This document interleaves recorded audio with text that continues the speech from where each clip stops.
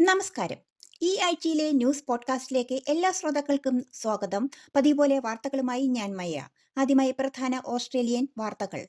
Australian parliament സമ്മേളനത്തിൽ higher education contribution scheme അഥവാ HECS loan ഇളവും child care പരിഷ്കരണവും പരിഗണനയിൽ എന്ന് റിപ്പോർട്ടുകൾ സൂചിപ്പിക്കുന്നു.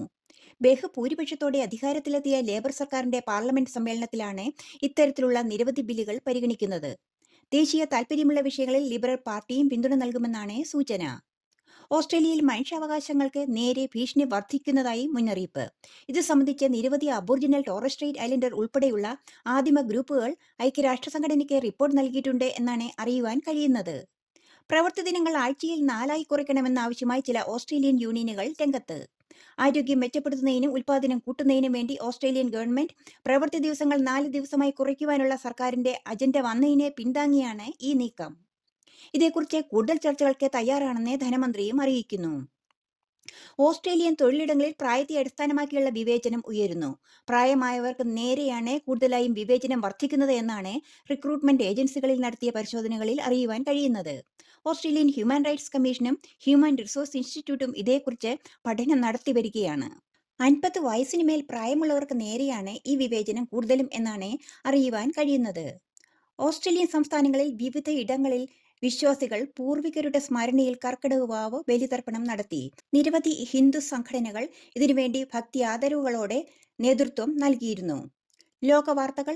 2027 ഓഗസ്റ്റ് 2 ഈ നൂറ്റാണ്ടിലെ ഏറ്റവും ദൈർഘ്യമേറിയ സൂര്യഗ്രഹണം സംഭവിക്കാൻ പോകുന്നു എന്ന് സൂചന. 6 മിനിറ്റിലധികം നീണ്ടു നിൽക്കുന്ന പൂർണ്ണ സൂര്യഗ്രഹണം അറബ് ലോകത്ത് മാത്രമല്ല വടക്കേ ആഫ്രിക്കൻ രാജ്യങ്ങളിലും ദൃശ്യമാകും. ഭൂമിക്കും സൂര്യനും ഇടയിൽ ചന്ദ്രൻ വരുമ്പോഴാണ് സൂര്യഗ്രഹണം സംഭവിക്കുന്നത്. ഇന്തോനേഷ്യയിലെ വടക്കൻ സുലവേസി പ്രവിശ്യയിലെ ജലാശയത്തിൽ 280ഓളം യാത്രക്കാരുമായി പോയ ഒരു യാത്രക്കപ്പലിന് തീപിടിച്ചതിനെ തുടർന്ന് വളരെയധികം പേർ മരിക്കുകയും നിരവധി പേരെ കാണാതാവുകയും ചെയ്തതായി ചൈനയുടെ സർക്കാർ ഉടമസ്ഥതയിലുള്ള സിൻഹുവ റിപ്പോർട്ട് ചെയ്തു. വലിയൊരു തീപിടുത്തവും കട്ടിയുള്ള കറുത്ത പുകപടലങ്ങളും ഫെറിയെ വിഴുങ്ങിയതോടെ പരിഭ്രാന്തരായ യാത്രക്കാർ കടലിലേക്ക് ചാടുന്നതിന്റെ വീഡിയോകൾ സോഷ്യൽ മീഡിയകളിൽ പ്രത്യക്ഷപ്പെട്ടിരുന്നു. തിങ്കളാഴ്ച ചൈനയുടെ അതിർത്തിക്കടുത്തുള്ള ഈസ്റ്റേൺ മേഖലയിൽ 49 പേരുമായി പറന്ന റഷ്യൻ യാത്രാവിമാനം തകർന്നു വീണു. വിമാനത്തിലുണ്ടായിരുന്ന എല്ലാവരും മരിച്ചതായി വാർത്താ ഏജൻസിയായ റോയിട്ടേഴ്സ് അറിയിച്ചു. ലാൻഡിങ്ങിനിടെ പൈലറ്റിനുണ്ടായ പിഴവ് മൂലമാകാം അപകടമുണ്ടായതെന്നാണ് പ്രാഥമിക വിശകലനം സൂചിപ്പിക്കുന്നത്. സൗദിയിലെ ഉറങ്ങുന്ന രാജകുമാരൻ മരണപ്പെട്ടതായി സ്ഥിരീകരണം. 36 വയസ്സായിരുന്ന രാജകുമാരൻ 20 വർഷത്തെ കോമ അവസാനിപ്പിച്ച് ഈ മാസം 19-നാണ് മരണപ്പെട്ടത്. 1990 ഏപ്രിലിൽ ജനിച്ച രാജകുമാരൻ UK-യിലെ ഒരു സൈനിക കോളേജിൽ പഠിക്കുന്നതിനിടെ 2005-ൽ ഉണ്ടായ ഒരു വാഹനാപകടത്തെ തുടർന്നാണ് മസ്തിഷ്കാഘാതം മൂലം കോമയിൽ ആയത്. ഇന്ത്യ UK ഉന്നത വിദ്യാഭ്യാസ പങ്കാളിത്തം വർദ്ധിപ്പിക്കുന്നതിനുള്ള ഒരു സുപ്രധാന നീക്കത്തിൽ 5 പ്രശസ്ത ബ്രിട്ടീഷ് സർവകലാശാലകൾ ഇന്ത്യൻ നഗരങ്ങളിൽ കൂടുതൽ ക്യാമ്പസുകൾ സ്ഥാപിക്കുവാൻ തയ്യാറായി.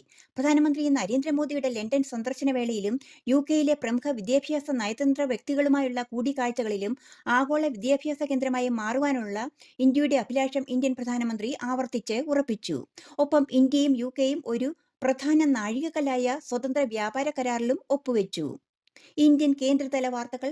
2022 മുതൽ ഉപരാഷ്ട്രപതിയായി സേവനമനുഷ്ഠിക്കുന്ന 74-കാരനായ ഉപരാഷ്ട്രപതിയും രാജ്യസഭാ ചെയർമാനുമായ ജഗ്ദീപ് ധൻഖർ രാജിവെച്ചു. ഭരണഘടനയുടെ ആർട്ടിക്കിൾ 67A പ്രകാരമാണ് അദ്ദേഹം രാജി പ്രഖ്യാപിച്ചത്. ആരോഗ്യപരമായ കാരണങ്ങളും വൈദ്യോപദേശവും ചൂണ്ടിക്കാട്ടിയാണ് അദ്ദേഹം രാജിക്കത്ത് സമർപ്പിച്ചത്. ദേശീയ സുരക്ഷയ്ക്കും യഥാർത്ഥ നിയന്ത്രണ രേഖയിലൂടെയുള്ള കണക്ടിവിറ്റിക്കും ഉത്തേജനം നൽകിക്കൊണ്ട് കിഴക്കൻ ലഡാക്കിലെ മൂത്ത് ന്യോമയിലെ ഇന്ത്യയിലെ ഏറ്റവും ഉയരം കൂടിയ വ്യോമത്താവളം ഒക്ടോബറോടെ പൂർണ്ണമായും പ്രവർത്തനക്ഷമമാകും. ഏകദേശം 13,700 അടി ഉയരത്തിൽ സ്ഥിതി ചെയ്യുന്ന ന്യോമ മിലിറ്ററി നിയന്ത്രണ രേഖയ്ക്ക് ഏറ്റവും അടുത്തുള്ള അഡ്വാൻസ്ഡ് ലാൻഡിംഗ് ഗ്രൗണ്ട് കൂടി ആണ്. പുതിയ വ്യോമത്താവളം പ്രതിരോധ സേനയെ വേഗത്തിൽ സജ്ജമാക്കുന്നതിനും മേഖലയിലെ തന്ത്രപരമായ കഴിവുകൾ വർദ്ധിപ്പിക്കുന്നതിനും സഹായിക്കും. കഴിഞ്ഞ 6 മാസത്തിനിടെ പാസ്പോർട്ട് റാങ്കിങ്ങിൽ മുന്നേറ്റമുണ്ടാക്കി ഇന്ത്യ. ഹെൻലി പാസ്പോർട്ട് സൂചിക നൽകുന്ന വിവരങ്ങൾ പ്രകാരം 85-ാം സ്ഥാനത്ത് നിന്ന് ഇന്ത്യ 77-ാം സ്ഥാനത്തെത്തി. നിലവിൽ 59 രാജ്യങ്ങളിലേക്ക് ഇന്ത്യക്കാർക്ക് വിസ ഇല്ലാതെ പോകാൻ കഴിയും. ലോകത്തിലെ ഏറ്റവും ശക്തമായ പാസ്പോർട്ടുള്ള രാജ്യം 2025-ന്റെ രണ്ടാം പകുതിയിലും സിംഗപ്പൂർ തന്നെ ആണ്. അഫ്ഗാനിസ്ഥാന്റേതാണ് ഏറ്റവും ദുർബലമായ പാസ്പോർട്ട്. കേരള സംസ്ഥാനതല വാർത്തകൾ. പൂർവികരുടെ സ്മരണയിൽ തെക്കേ ഇന്ത്യൻ വിശ്വാസികൾ കർക്കിടകവാവ് ബലിതർപ്പണം നടത്തി.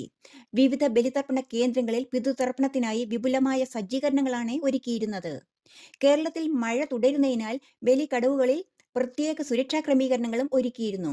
പ്രധാന ബലിതർപ്പണ സ്ഥലങ്ങളായ ആലുവ മണപ്പുറം, തിരുവല്ലം പരശുരാമ ക്ഷേത്രം, വർക്കല പാപനാശം എന്നിവിടങ്ങളിലും വിപുലമായ സൗകര്യങ്ങൾ ഒരുക്കിയിരുന്നു.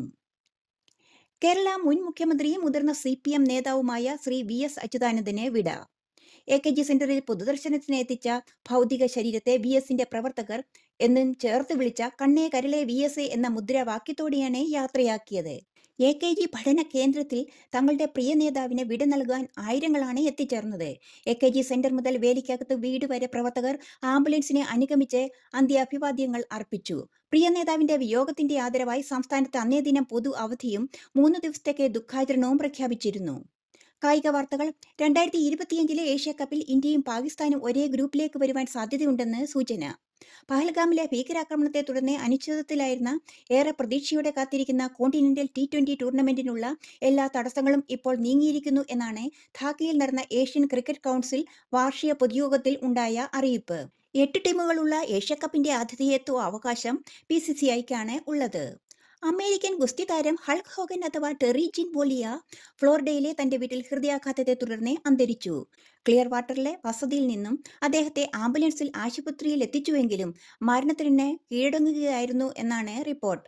ഇന്ത്യൻ ഫുട്ബോളിലെ ഏറ്റവും ആവേശകരമായ ടൂർണമെന്റായ ISLന്റെ പുതിയ സീസൺ അനിശ്ചിതമായി മാറ്റിവെച്ചു. സംപ്രേഷണാവകാശവുമായി ബന്ധപ്പെട്ട തർക്കത്തെ തുടർന്നാണ് ചരിത്രത്തിലാദ്യമായി ISL മുടങ്ങിയിരിക്കുന്നത്.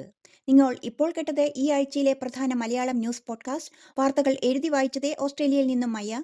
എല്ലാ ശ്രോതാക്കൾക്കും നല്ലൊരു ദിനം ആശംസിച്ചുകൊണ്ട് നന്ദി, നമസ്കാരം.